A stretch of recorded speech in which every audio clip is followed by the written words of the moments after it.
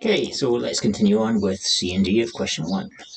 So we already made our insertion sort, and then we had to write a procedure to output all of the contents of the data to the screen. The procedure should use iteration, so that's our super keyword here, and should pass the array into the procedure as a parameter. Okay, so iteration, what does iteration mean? It just means looping. As opposed to recursion. Okay, so specifically, if you see iteration and recursion, they tend to be used for the same things, or they could be used for the same things. So it's just saying you must use a loop and not recursion here. Okay, so we need to make a write a procedure to output all the contents. It doesn't give us a name of it, so let's call it. Remember, procedures go at the top, not in the main program. So I should probably mark it here just as main program. Just put main. There we go. And then I'm going to have another. What did I say I was going to do? Print the data. Print data. There we go. Now they're using capitals. Python, generally, we don't use capitals and stuff for variables and things, but we'll just do it exactly the way they're doing it. And they're using camel case, so let's do it as camel case. So print data, and we're going to print the data again.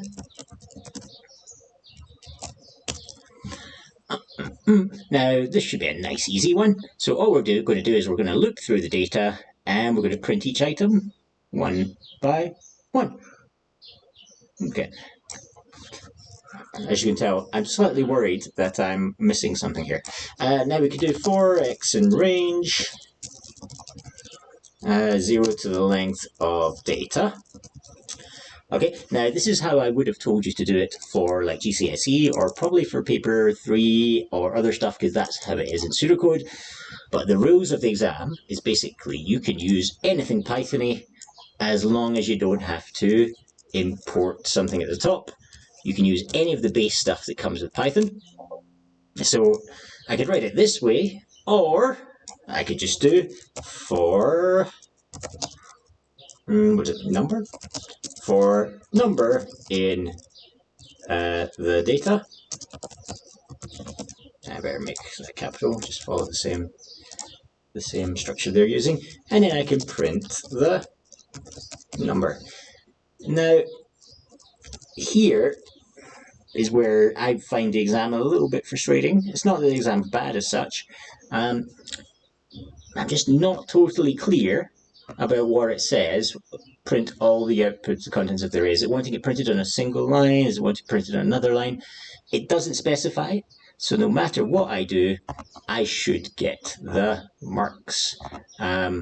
However, I don't like that unknownness. I'm a bit funky that way. All right. Okay, so we've done that bit. That's C. Tick. Okay, the main program needs to output the data before the data has been sorted, and then after the data has been sorted. So outputs the data before sorting, sorts the data, outputs data after sorting, use appropriate headings to identify the outputs before and after sorting. Okay, I mean, that should be easy enough. So here we're going to be working with our main program. So we're going to say, now, appropriate messages is the key thing there. So we're going to print array, or maybe we can say the data before sorting. And then I'm going to print it out. So I'm going to print data.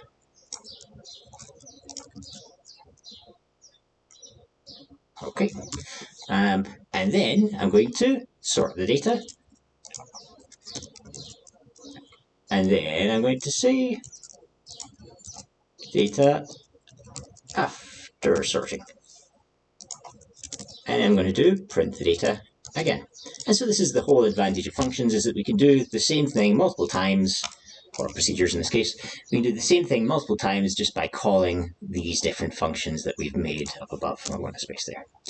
Okay, now actually I'm also going to add in another little space here just to make it clear that, that it works the way we hope.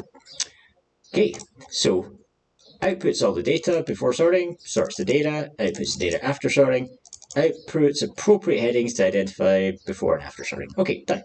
Save, test your program, and take a screenshot to show the result. So I'm going to want to take a screenshot of this. Okay, so the data before sorting and the data after sorting. Doesn't look great, but it is what they asked for, so they can't really complain. Maybe it should be on the same line. Meh, doesn't matter. Okay, so done. Tick, tick. So we're on to E. Okay, write a function. Now, functions, remember, function has a return value. It's just a def, but has a return value. Takes the whole number as an input from the user. If the number is in the data, outputs found and returns true. If the number is not in the data, outputs not found and returns false. Okay, now here we have a bunch of options. So,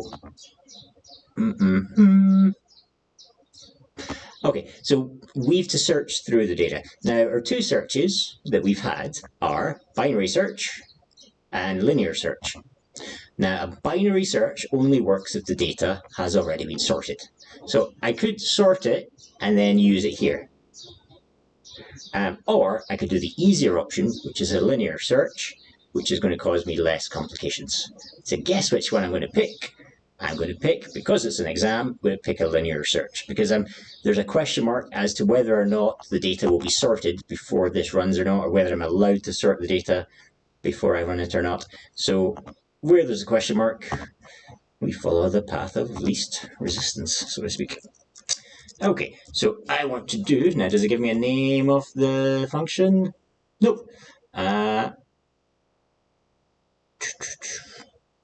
So we could call it def in data, is in data.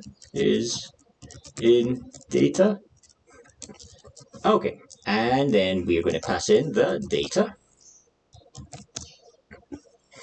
Okay, now,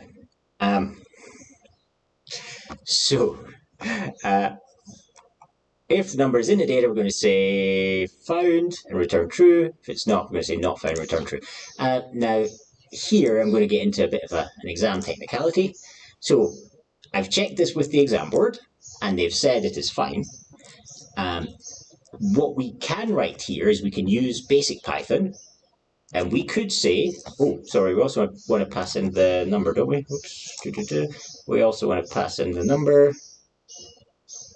I'll find the page I was on. Yeah, I've lost my page. That one. There we go. So takes a whole number as an input from the user. Okay, so it's going to the function itself will take the number. Okay, so we're going to take in number to find.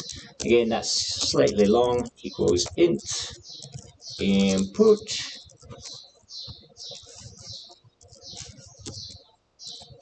and then we can have a message here that says enter the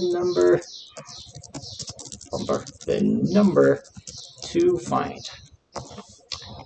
Okay, so I'm going to get the number to find, and that's going to be an integer of whatever they've input. And now I want to search through my array and see if it is there or not. And again, okay, so this is where I could do a Python cheat.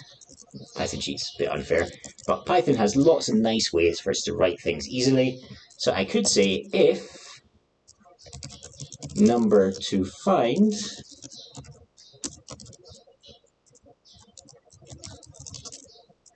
is in number to find in the data. So that's the shorthand way I could write it in Python, and then I would print. Now what I have to print, I have to print found and return true. Print found, and I'm going to return true. Else, I'm going to print not found And again, just because they can be a bit pedantic, let's just check I've got the capital F or the small f. So not found is going to be small f. Now the other one, did I change that to a capital? No, I didn't. Okay, so it's going to be not found because we want it to be exactly as they've said, and we're going to return false. Okay, so technically that is a correct answer. Okay, even though it's doing this number to find in the data. However, okay, so officially that's all okay. However, if you can do a linear search or you can do a binary search, then I'd suggest you write it all out.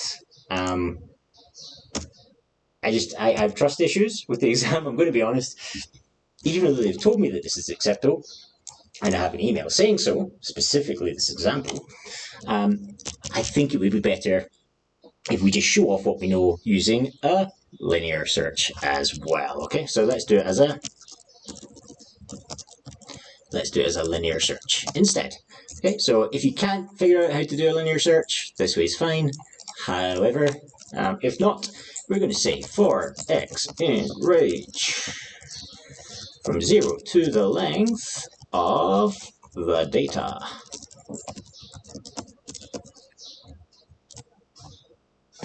Okay, now I'm going to have a variable here, and it's going to say found. To begin with is going to be false. Okay, so we've not found anything when we start our search. Then I want to say if. I don't know why I'm shouting there. Getting awful excited. If number to find equals the data at position x. So basically we're going through our numbers one by one. Then I'm going to say found equals true. Now, basically this is going to go through all the numbers. I could put a break in here if I wanted to show off, but I'd avoid using breaks in general because a lot of people don't like them. You don't know who your examiner is going to be, so it's better just to avoid people's prejudices where you can. Okay, now I've gone through the array. Basically, if it's not found it will continue to be false. If it is found it will be true. And so then I can do if found. So that's the same as saying if found equals true. Then I can print found and return true.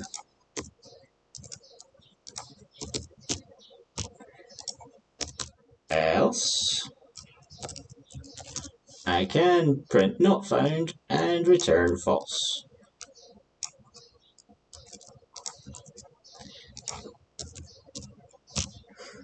Okay, so I'm going to delete this now. Again, you could do it that way.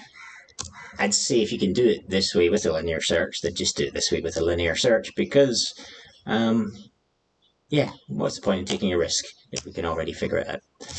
Okay, so, good. Let's see if that's okay.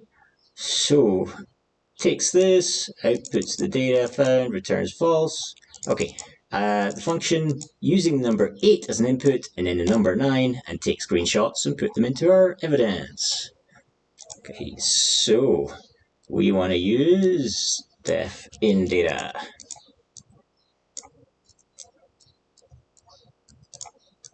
Now, it doesn't specifically say that we should do it after this or before this, does it? I don't think it does. Again, there's a certain amount of non-clarity. It just asks us to test the function. So maybe when we test it, we want to blank out this stuff here, just for safety's sake and for speed as well. Okay, so you can come back and remove it later on. But all we want to do now is we want to say is in the data, and we want to do the same again, is in the data, and our test data is going to be 8 and 9, I believe. Yeah, 8 and 9. So, and we're going to have to take screenshots of this, so let's run it and see. I'm going to make it run it again just so I can clean my window a bit. So it said 8. Oh, error. Okay, so enter the number to find 8, found. Okay, and now I've got to enter the number to find again. Okay.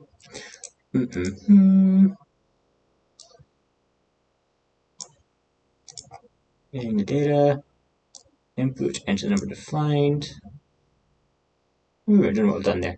I've done something a bit strange there. Let me just run it again and see what happens. I may have just hit the wrong button. 8, found. Okay, 9, not found. Okay, I have no idea what I did. I must have just typed like something weird down there, but that seems to work as expected. I don't know what I did. So 8 is found and 9 is not found. So let's just check our array. 8 is found, but 9 is not found. Yay. Cool. So that works. So we would take a screenshot of that, our output here, and then we would paste it into our other onto our evidence folder. Okay, so that's going to be the first question, and then we'll move on to the next question in a wee bit. Give me a second.